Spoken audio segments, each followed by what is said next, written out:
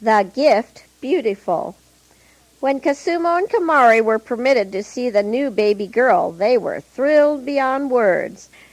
This was even better than Long Ears, Ratty, or White Nose. This was a live baby girl, and she was not brown. Some day she would grow big enough to play with them. She would be sweet and kind like the mission lady. They were sure that they would love her. Kasumo and Kamari saw many of the gifts that had been given to the new baby by the villagers. "What can I give her?" Kasumo asked. "I will find something," she told Kamari as they went across the lawn. "I know," said Kamari. "I will give her Long Ears, my rabbit." She ran over to the little pen Orlo had made to keep him in. The rabbit had grown since Orlo had found him. His ears were long and his claws were sharp. Soon he would be a full-grown rabbit.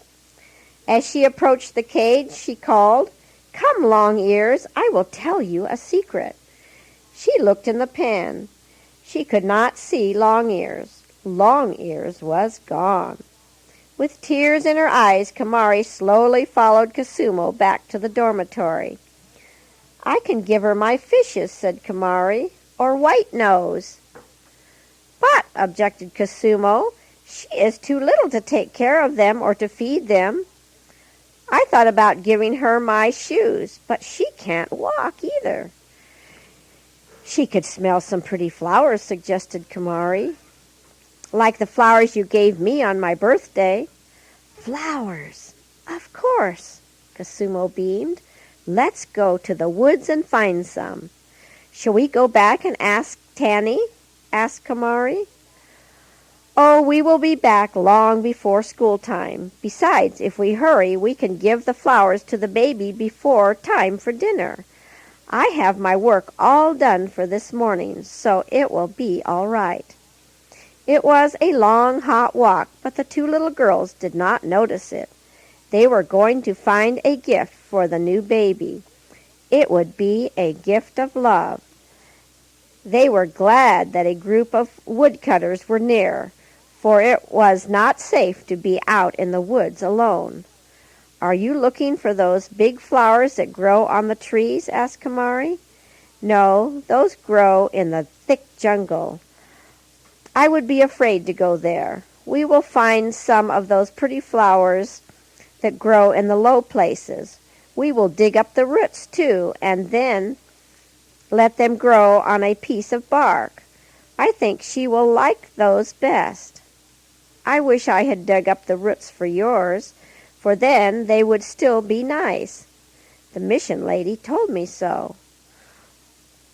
Always cautious of dangers, the girls ran here and there, searching for the flowers they planned to give. Before they realized it, they were out of sight of the wood-gatherers, though they could still hear their voices. "Here is a beautiful one," said Kamari, pushing aside the vines and tall grass. "Let me help you dig it out," offered Kasumo. "I see another one, and still another one." They were so absorbed in their work of digging up the roots with their hands that they barely heard the cry of warning given by the wood-gatherers. "Tiger! Tiger!" At that call, everyone ran for shelter or gathered in a group for protection. Kasumo and Kamari were frightened as the cries sounded nearer and became more insistent. "Tiger! Tiger!" "The wood-gatherers," said Kasumo. "We must go back where they are." Holding the precious flowers in one hand and Kamari's hand in the other, she hurried in the direction of the woodcutters. But before they had gone far, they stopped suddenly and stood as if frozen in the path.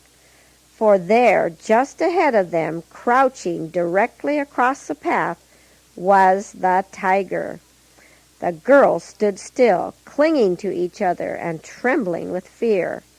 "I'm afraid," whispered Kamari. "What can we do?" "Pray," whispered Kasumo.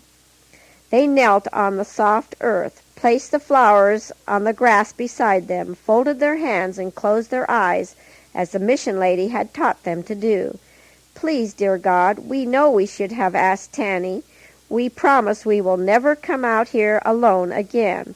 Please forgive us and save us from the tiger. Don't let him get us." Not daring to raise from their knees, lest they make a noise that would attract the tiger's attention, they remained on the ground, watching. The tiger was still on the path, crouching and looking straight ahead. Now and then his ears twitched, or he moved the end of his tail. Suddenly it began to rain, a few drops at first, and then it poured. Cosimo and Kamari did not mind the rain. They blinked their eyes and kept looking at that tiger. Soon the animal decided that he was no longer interested in anything in that neighborhood.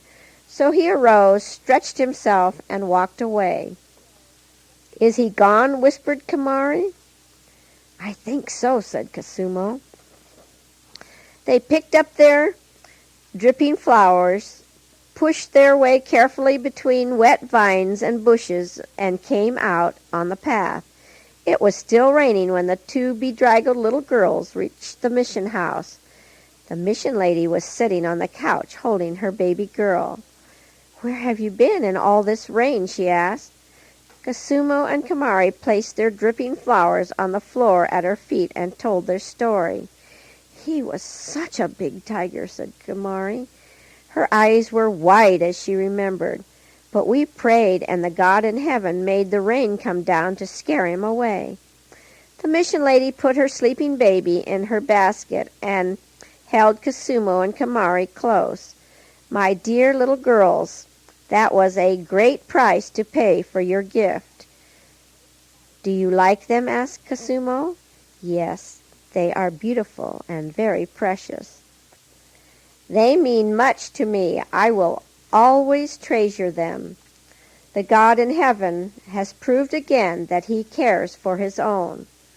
Cosimo and Kamari watched the mission lady as she tenderly set the flowers in a pot. There were tears in her eyes as she patted the earth around the roots. They could not understand why she cried, but somehow they loved her all the more because she did. "They are really beautiful," said the mission lady. "I am sure my baby will also treasure your gift when I tell her the story after she is old enough to understand." Away ran Cosimo and Kamari, their hearts no longer full of fear. The sun came out from behind a cloud. The beautiful world was sparkling and shiny again.